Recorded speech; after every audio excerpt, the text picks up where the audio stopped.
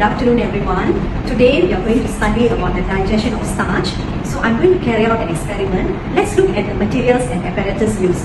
So I'm going to use distilled water, a measuring cylinder. In this measuring cylinder I put a saliva. So, and I'm going to use a white towel to show you the results before and after for starch test. I'm going to use a stopwatch, droppers, starch, iodine solution, Benedict solution, 2 test tubes, a thermometer and a lighter, Bunsen burner, tripod stand, wire gauze and water bath. Okay, so you have to get ready with test tube A and test tube B. I'm going to pour some starch into test tube A and test tube B. It is about 2 ml.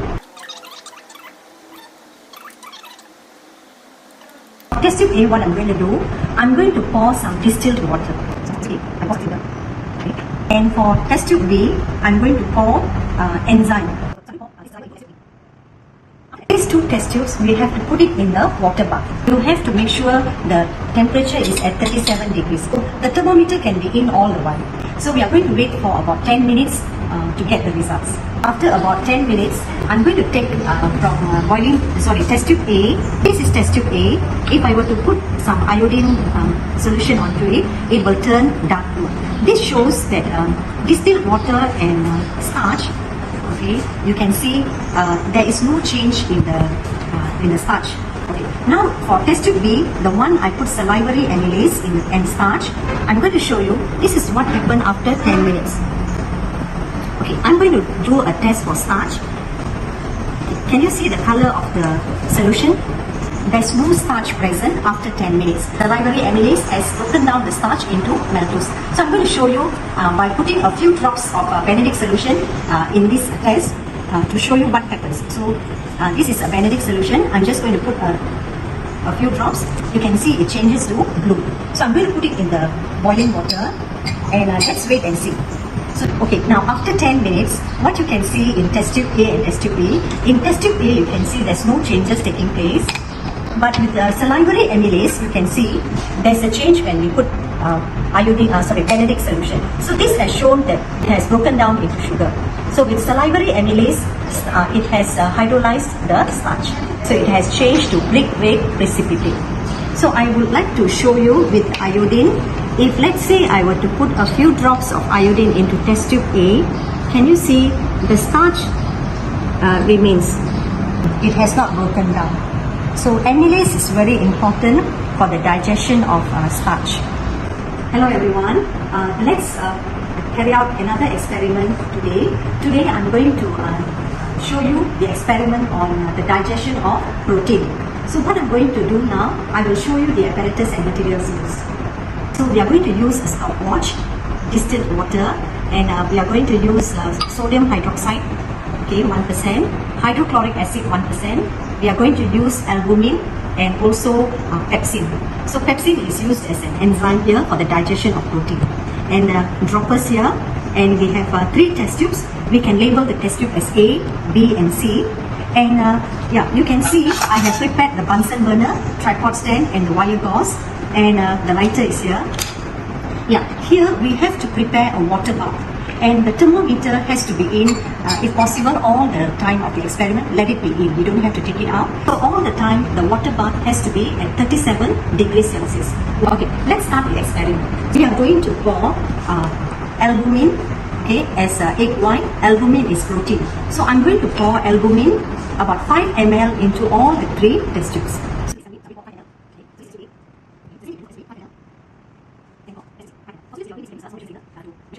I'm going to put a few drops of pepsin into test tube A, B and C.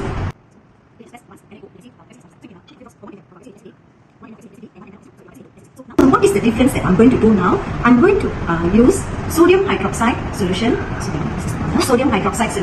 I am going to put into test tube A. For test tube B, I'm going to use hydrochloric acid.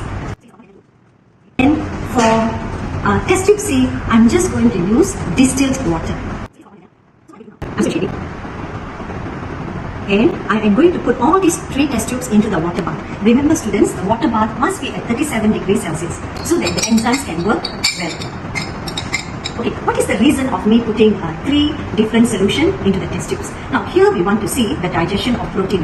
So in test tube A, I put hydrochloric acid, test tube B, sodium hydroxide, and test tube C is a distilled water. We would like to see which medium helps in the digestion. So now you can see, as you can see these 3 test tubes, the color of it looks cloudy, it is not clear.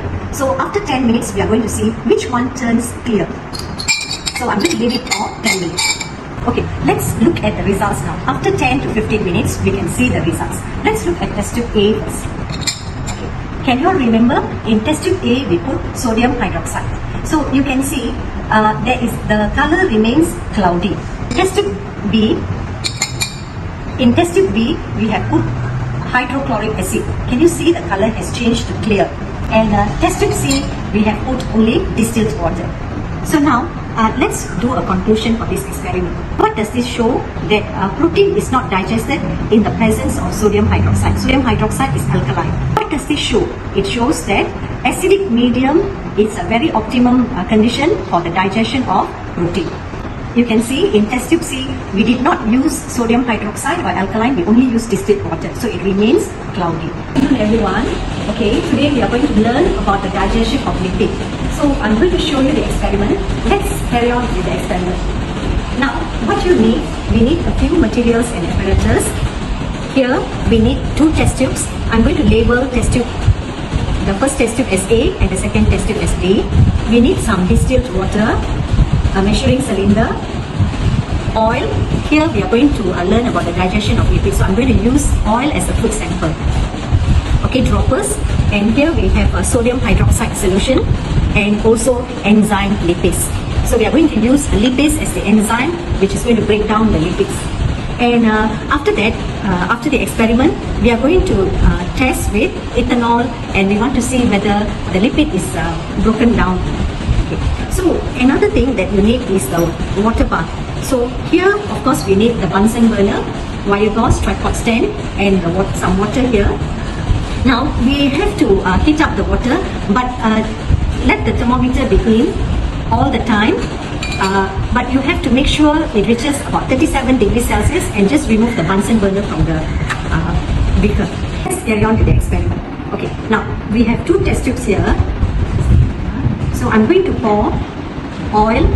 Okay, we are going to use the food sample. So here we are using oil. So I'm going to take about 2 ml of oil. I'm going to pour into test tube A. So another 2 ml into test tube B. Okay, now I'm going to pour some distilled water into both test tubes. You can pour about 1 ml. What I'm going to do now is I'm going to use the sodium hydroxide solution. I'm going to pour about 1 ml of sodium hydroxide into test tube A and test tube B. Okay. Now here, what is the difference now is I'm going to use lipase into test tube A. Okay, into test tube A, I'm going to use 1 ml of lipase. Now in test tube B, I am not going to put lipase. After preparing this, I'm just going to shake this a bit and I'm going to put this into the water bath. So I'm going to leave these 2 test tubes into the water bath for about 15 minutes. So after 15 minutes, we will see the results. Now it is already 15 minutes. So we are going to take out these 2 test tubes A and B, okay, which was in the water bath. We are going to put some ethanol into the test tubes. So then what I'm going to do, I'm just going to put my thumb over here and I'm going to shake it vigorously. Okay, leave it here for a while, and same thing you have to do it for test tube B. You have to close and you just shake it. Okay, then the second thing, you have to pour some distilled water. Okay, you have to shake it. Let it settle for a while. Now you can see the difference between test tube A and test tube B. So the conclusion is enzyme lipase is very important for the digestion of lipids.